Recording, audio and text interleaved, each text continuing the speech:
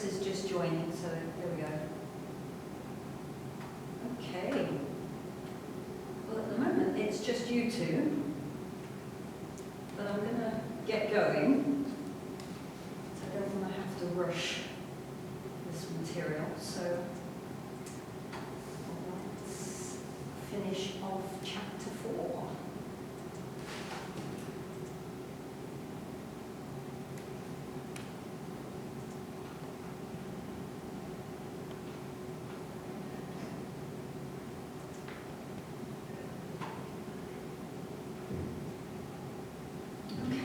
All right, so before we do these last few pieces of information, any questions on fiber type or sliding filament theory before I get going?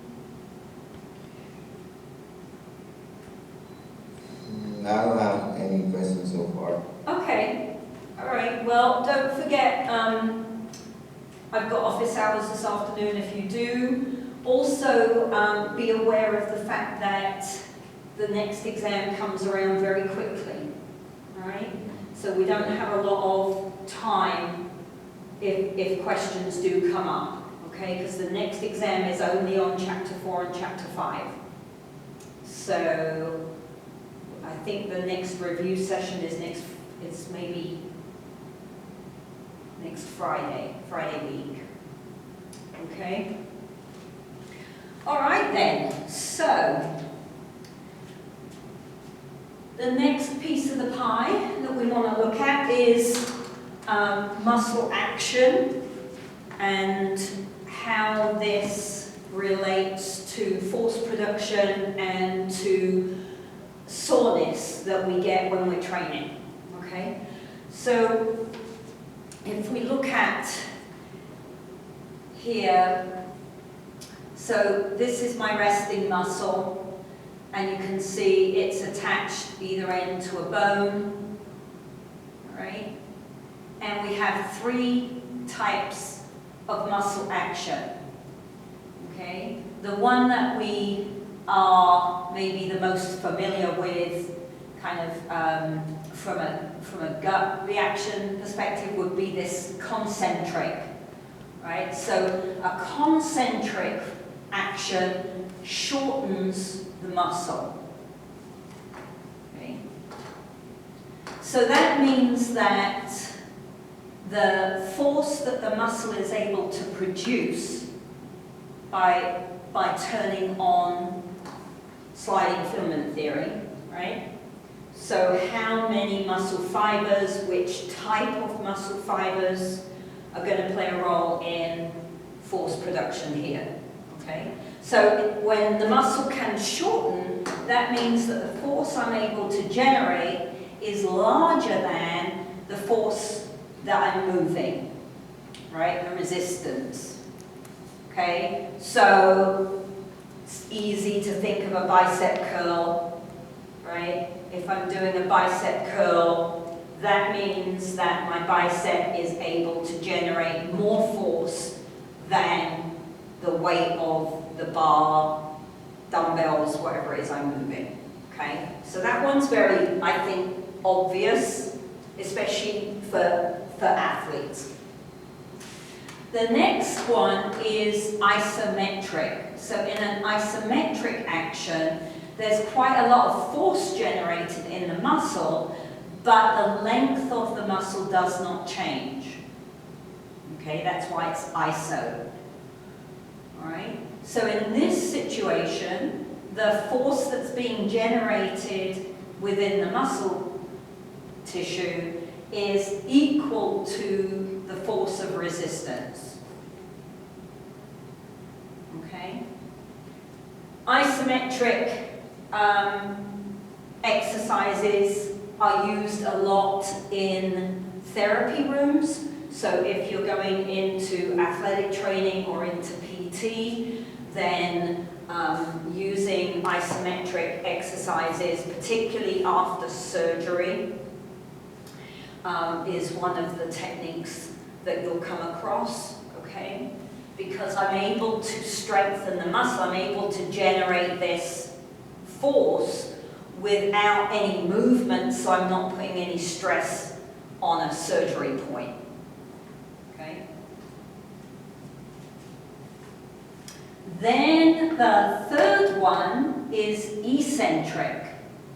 And in an eccentric action, there's a lot of force being produced in the muscle, but the muscle is lengthening at the same time. So in this case, we see that the force production by the muscle isn't enough to overcome the force of the resistance,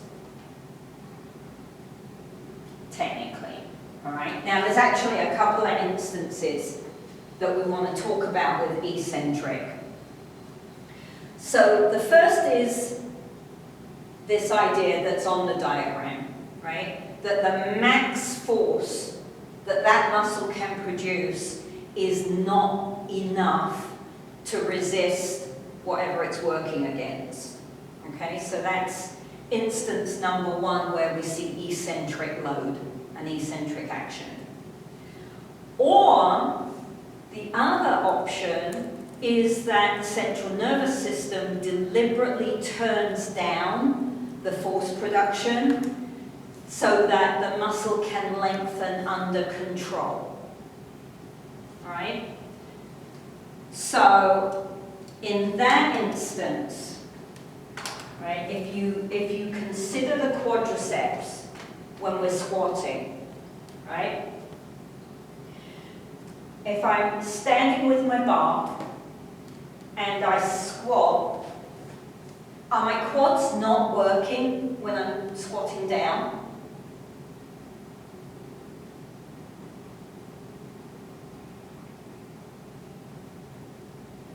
Do I just squat, or are my quads doing some work as I squat? Yeah, it's doing some work as you squat. Doing some work, right? Because if I just turn them off, I'd fall over, right? So the quads are working to control going down, but they're lengthening under control. So in that instance, the central nervous system has turned down the force production a little bit to allow me to drop down under control.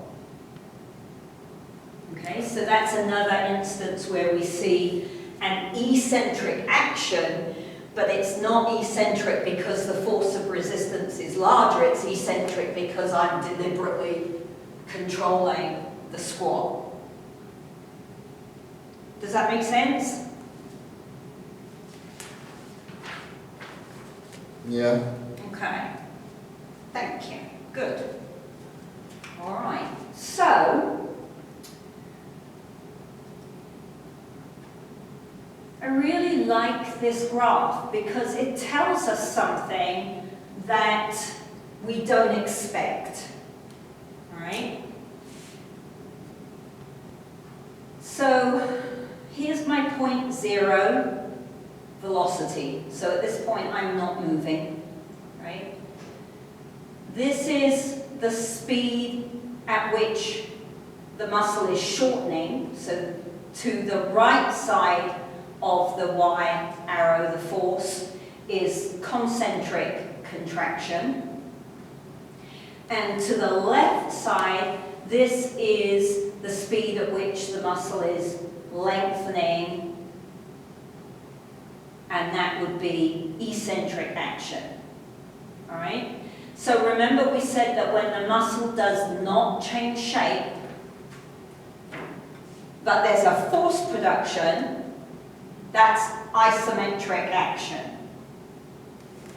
Right? So here's my isometric. There's no velocity, no movement, but there's force production occurring. So we've got velocity on the X, force on the Y.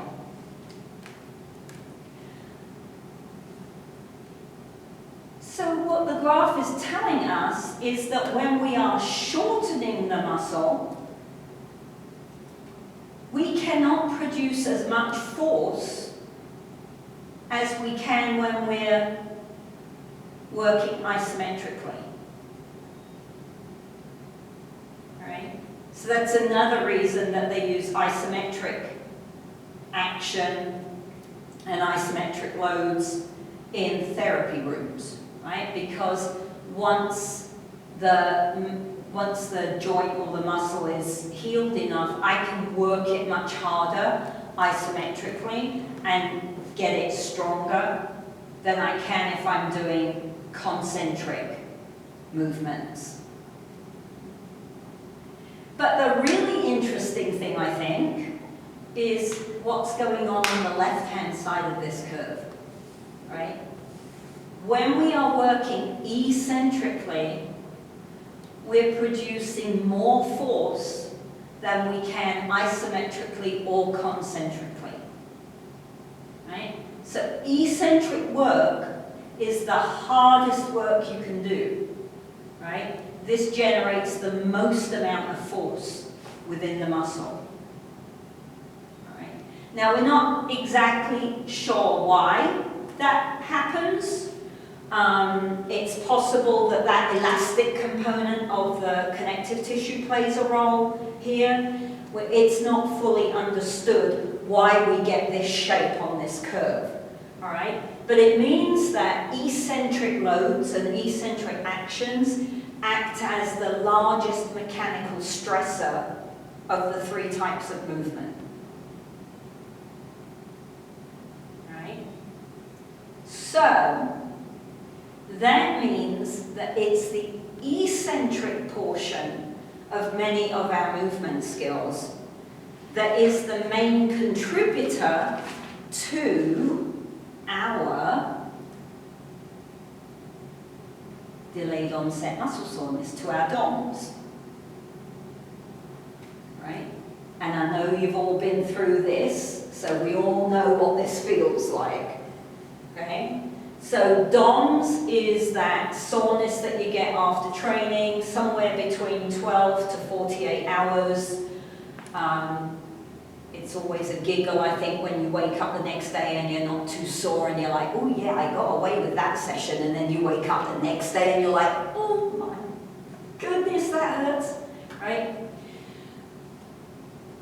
So it's the eccentric action within the movement pattern that primarily causes the soreness, right? Which I don't think many of us, certainly when I was weightlifting when I was younger, I didn't consider that, right? I always thought it was the push part of the movement that made me stronger, right?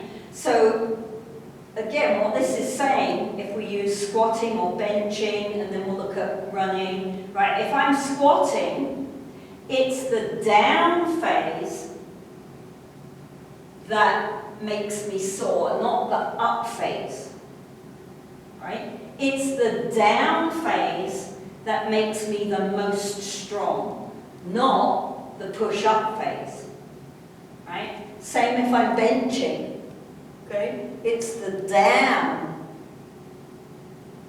not the push, right? If we're doing running hills, right, the running up the hill is really good cardio work, really, really hard. But it's the running downhill. Think about what happens when you're running downhill, right? You step below the level of the other foot, so this leg has to bend and take all your weight, right? It's the downhill run that makes you stronger and the most sore. Okay? That's why I don't know how much, I know you've done a lot of weight work, but I don't know whether you, have either of you done negatives in the weight room?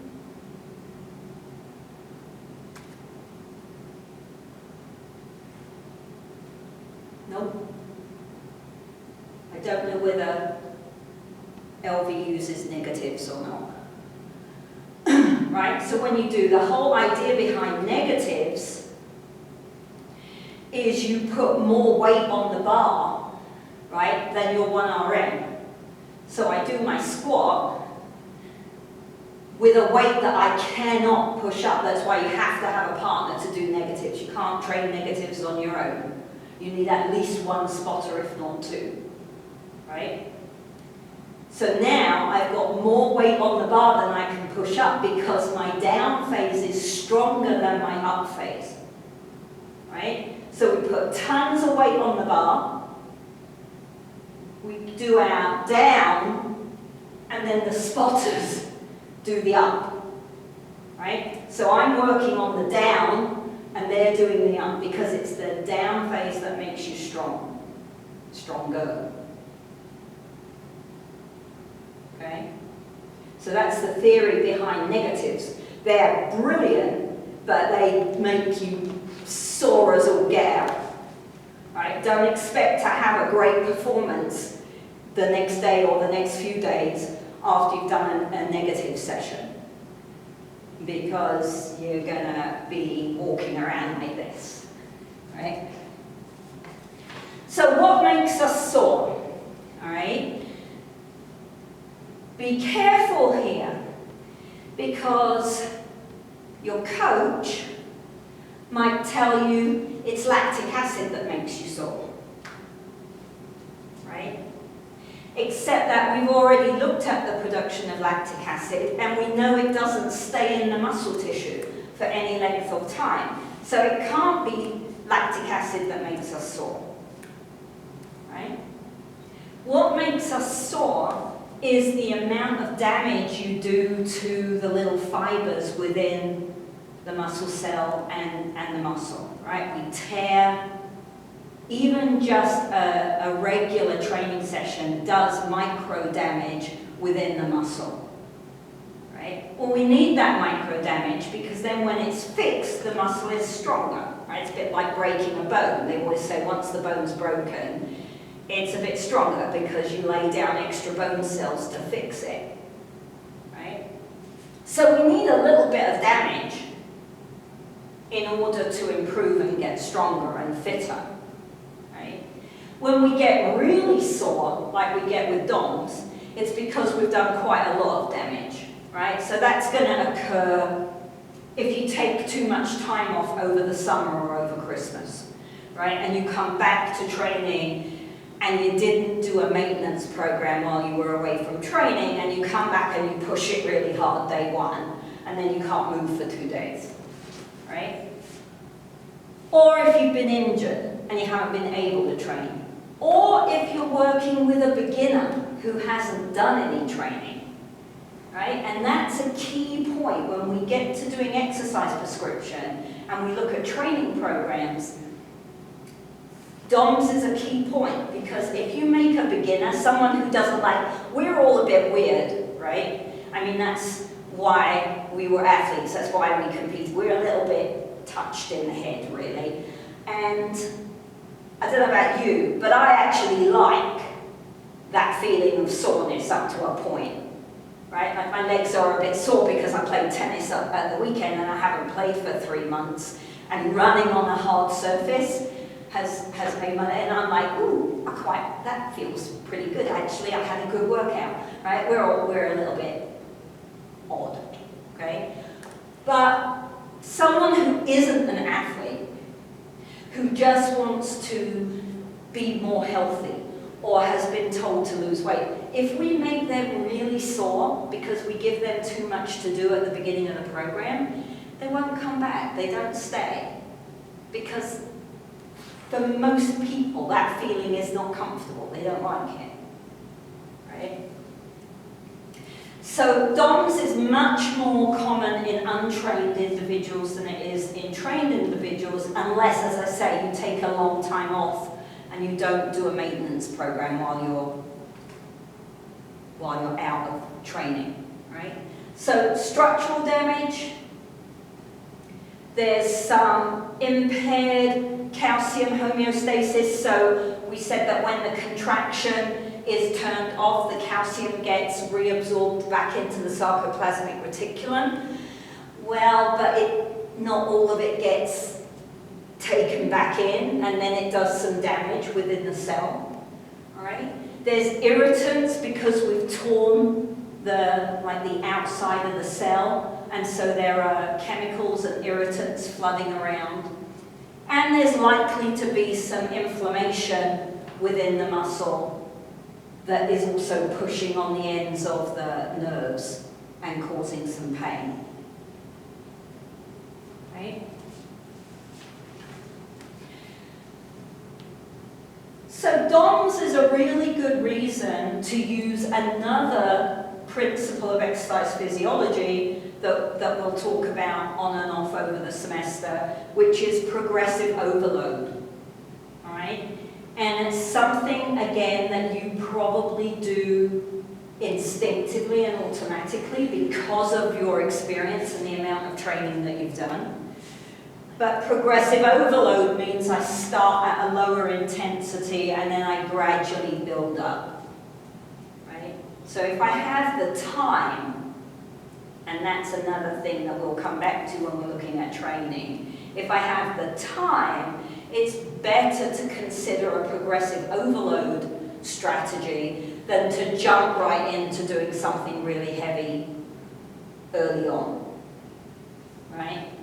Because progressive overload will minimize the amount of damage that we do and therefore the amount of soreness that we feel, right? And you have to remember that that soreness and that damage decreases power output, right? That's why you don't train legs 2 days in a row, right? Because the second day you couldn't train the way you did the first day, right? When I'm that sore, force production and power output go down. So it's crucial that you time those kinds of training sessions correctly around games or competitions or whatever you have going on.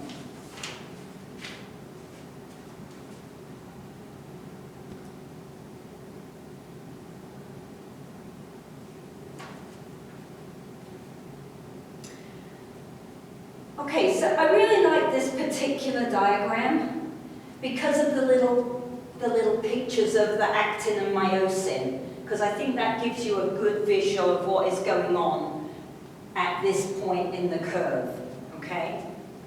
So what this curve is trying to explain to us is that there's an optimal length of the muscle for optimal force production, depending upon which muscle we're looking at. It's not the same across all muscles, and it isn't the same across the same muscle group between people, all right? Because it's to do with mechanics. Okay? So, in this middle picture here, okay, you can see at the top, we've got 100% optimal crossover between the myosin heads, the red, and the actin, the thin blue line, right? So that's the point at which I can produce the most amount of force, okay? To the left, we have shortening of the muscle, right? So I've done a bicep curl, right? And at the top of the curl, where the muscle is as short as it can be, the problem that we have there is that we've got some wasted actin here, right? In the middle here. And so we can't produce maximal force at a shorter length. If we look to the right, we've got a similar picture, but for a different reason. All right? Here, this side, we can't produce our maximum force because here we've stretched the muscle out so far, there's no overlap between the myosin and the actin. We can't make a cross bridge, and therefore we can't contract the muscle. So I'm going to use my bicep curl example again. So in a bicep curl, the optimum angle, the point at which you produce the most amount of force within the bicep curl, is around about 100 degrees. Right? So about here.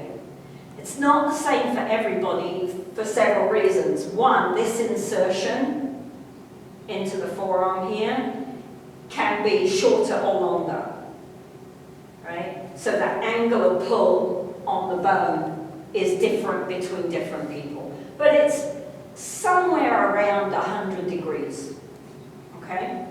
So this is my strongest point. Let's do it this way. That's my strongest point of my bicep curl. That means that is the point that would be my 1 RM maybe, right? So that means that when I start my bicep curl and my biceps are stretched out here, then this part of the move until I get to my 100 is relatively weak. Then I have this strong bit, then this is weak, right? So these weak areas, in my view, because my daddy taught me that when you lift weights, it's important to complete the entire movement pattern from beginning to end. You don't cheat, right? Because that's the best way to train the muscle. I don't know, I'm not a trainer, I'm just saying, right? So in my view, this point and this point dictate how much weight I can put on my bar, right? You see this all the time in the gym, right?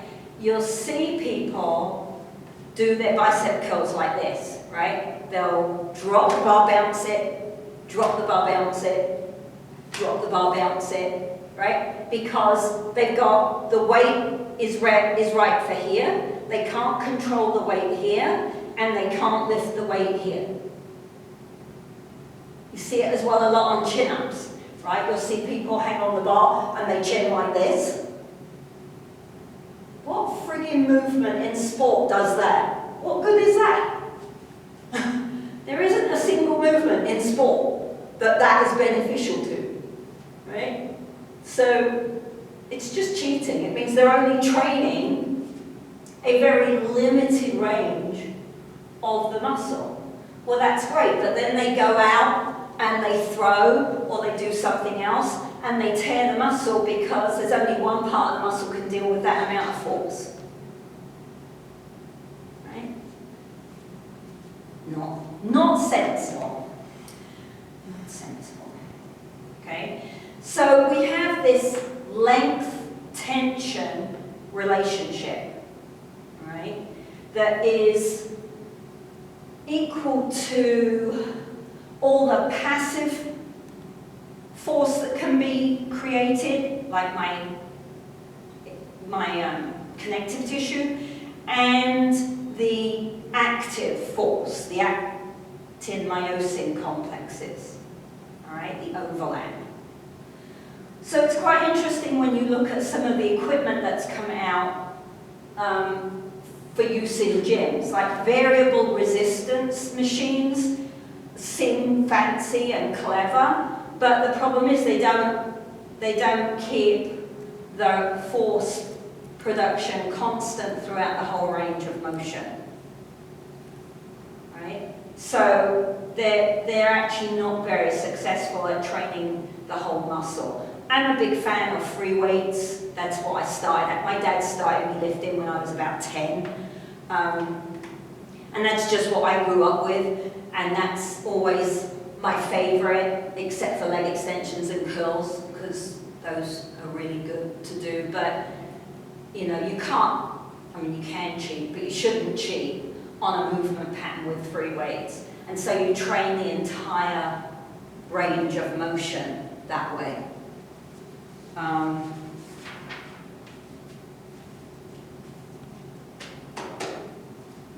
But that's my personal opinion, that's not based on research.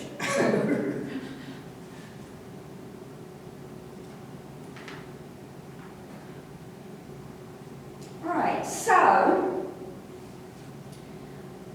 what happens when we train, right?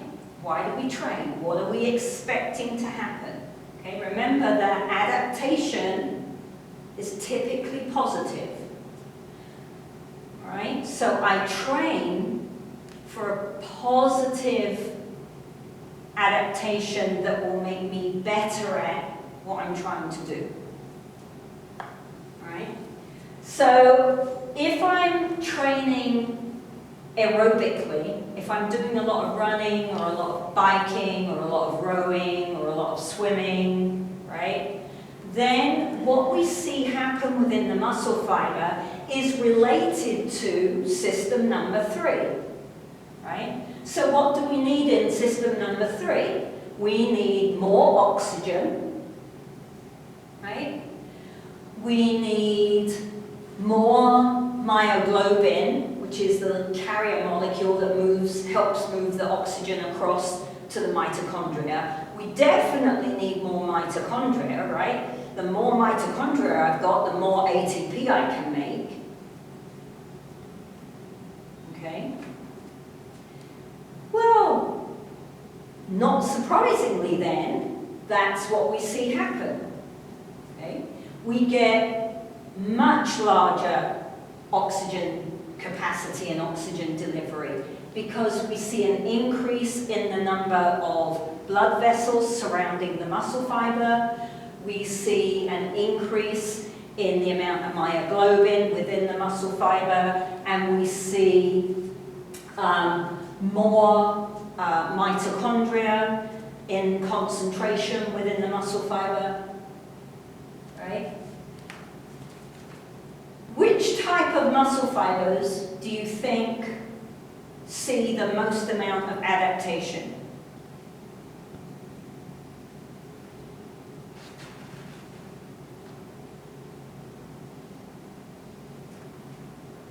If I'm doing endurance training, which type of muscle fibers see the most amount of adaptation?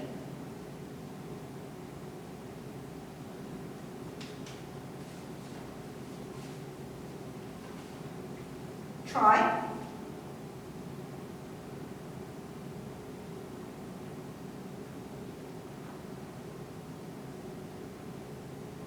Hello?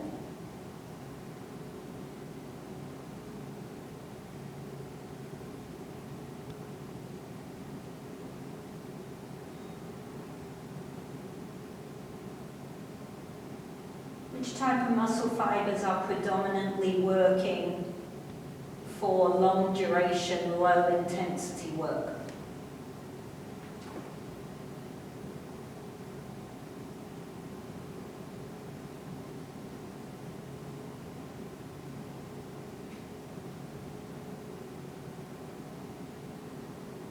Alright, so we see more adaptation in type 1 fibers than we do in type 2. Right? And interestingly, when we look at the change in the fiber, it doesn't get larger. So what happens when we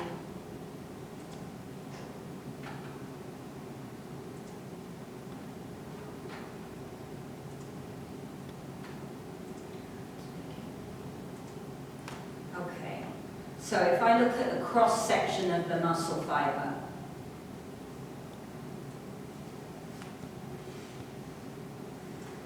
right, and we're going to pretend that there's just the one mitochondria in here because that will be the easiest. And here's my bloodstream. Right? So the oxygen has to get from the bloodstream to the mitochondria. Okay? So we've got this distance here that the oxygen has to travel. Right? So actually, when we look at elite endurance runners, their type 1 fibers undergo a decrease in diameter. So what happens is they actually get a little bit, not this much, right? I'm exaggerating here, but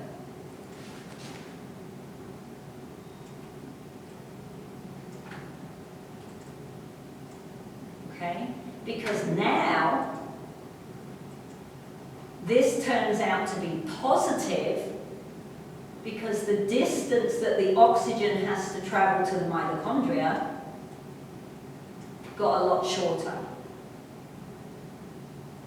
Right? Which means I can get oxygen to the mitochondria more quickly, which means I can make more ATP.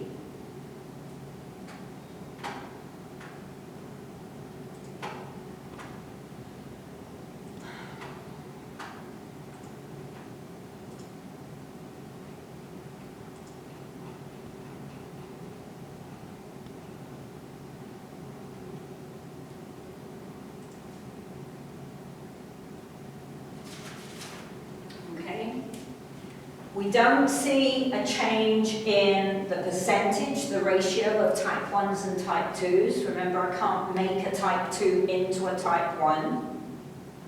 But the subtypes might change. So if I'm an endurance athlete, I really don't need a lot of type 2X fibers. So those type 2X might start to behave more like a type 2A, which can use some oxygen. It's not as good as a type 1, but it's better than a type 2X, right? So that's a beneficial. Remember that adaptations are positive. So if I understand the mechanics and the system, the adaptations are logical.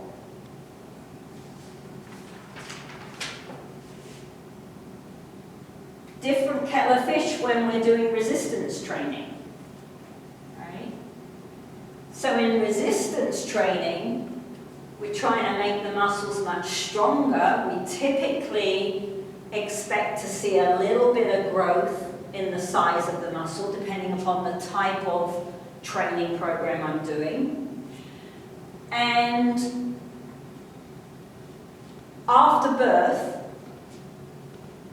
it's generally accepted that all the change in muscle size is down to hypertrophy.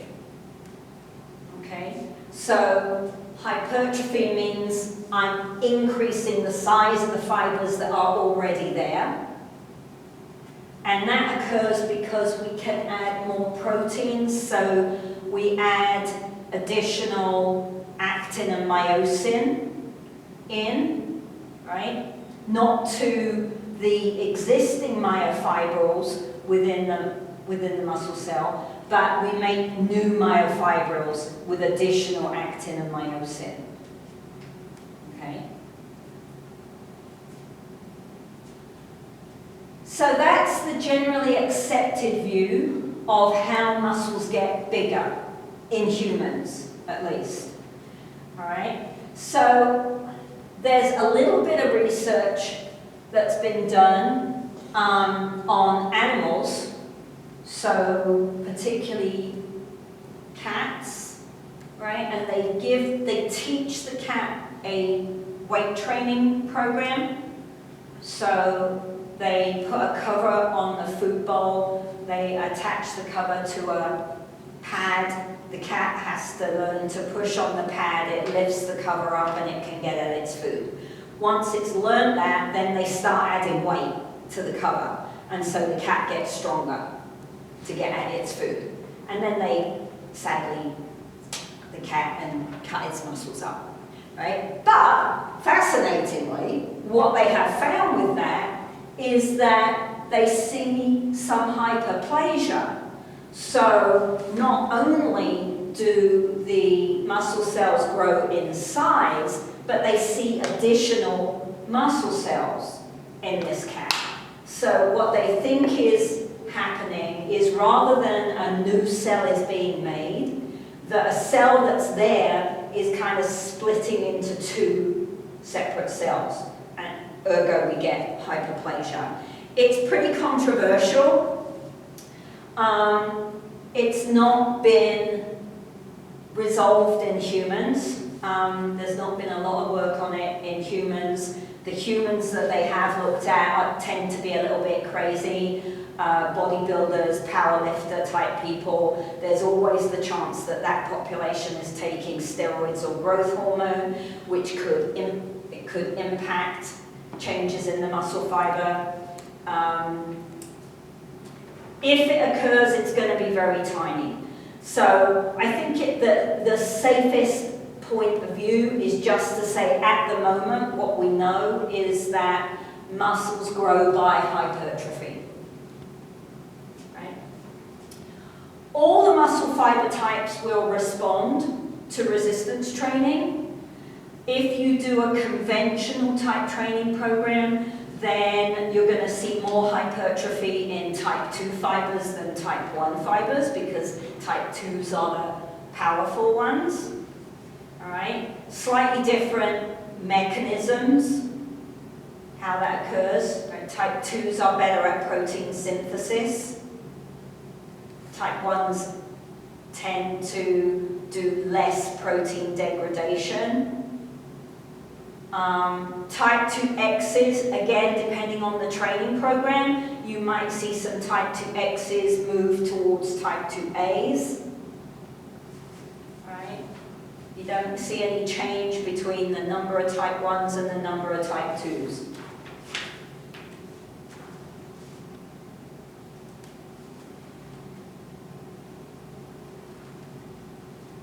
So we looked at endurance training, we looked at resistance training. What if I'm someone that wants to do both kinds of training, right? So either I'm an athlete who needs some endurance work to do well in a game that lasts a long time, but I need to do a lot of strength and power work as well. Or I'm someone that wants to be just overall healthy, and the guidelines say we should do X days of aerobic work and X days of resistance work for an overall body training program, right? So what happens then when we look at concurrent endurance and resistance training?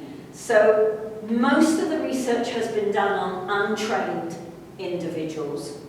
I suspect because someone who's competing isn't going to want to risk changing their program, right? Usually they're using quite high frequency or quite high intensities in these types of research studies. And we're looking at how does the body adapt to two different conflicting types of stimuli, okay?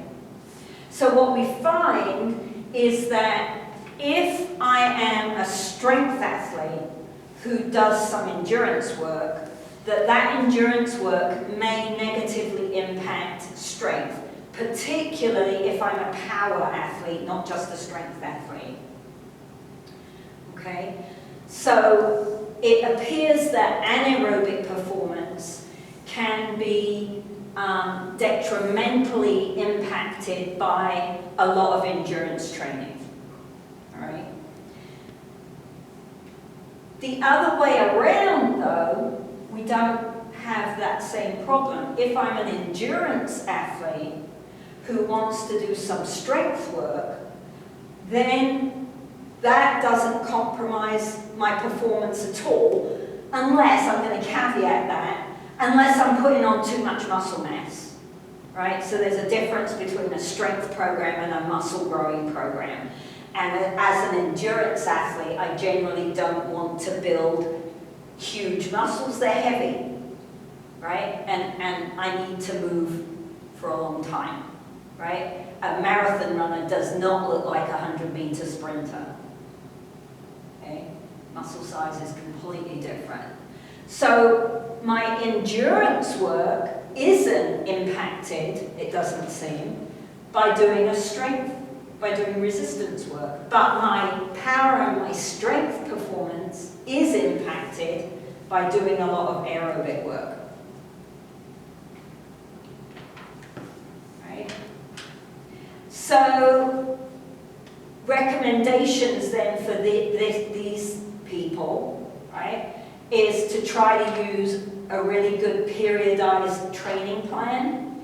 Make sure that you've got adequate rest between training sessions and between training and competing, right? Strength power athletes should limit high intensity aerobics. Now, I'm not saying don't do any aerobics, right? Because a 4-hour football game means you have to have some aerobic stamina, right? But you don't want to be doing tons of high intensity aerobics if you're a strength or a power athlete.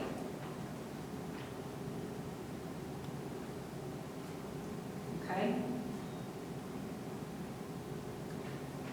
At the moment, the research would say we can't do both optimally, right? I can't really, really train hard for strength and really, really train hard for aerobic capacity. That's not a good plan right now. Okay? I believe I have this article up. If I don't, I will put it up. I'll double check. But I have a really cool article that came out in 2018, so it's not very old.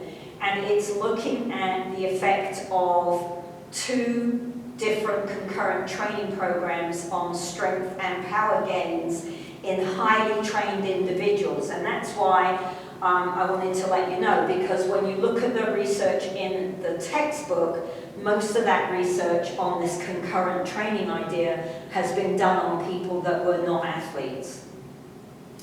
So this paper is on athletes, and it's quite interesting. They're looking at, one program is a low volume but high intensity HIIT program, and the other program is a medium intensity continuous endurance, so like going for a jog.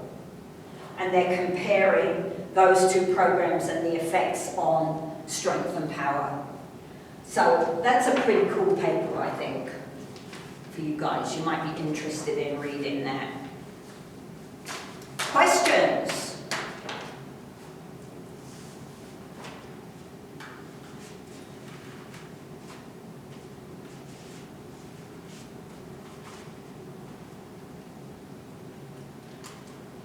Okay. See you Friday. Oh no, see you tomorrow for that.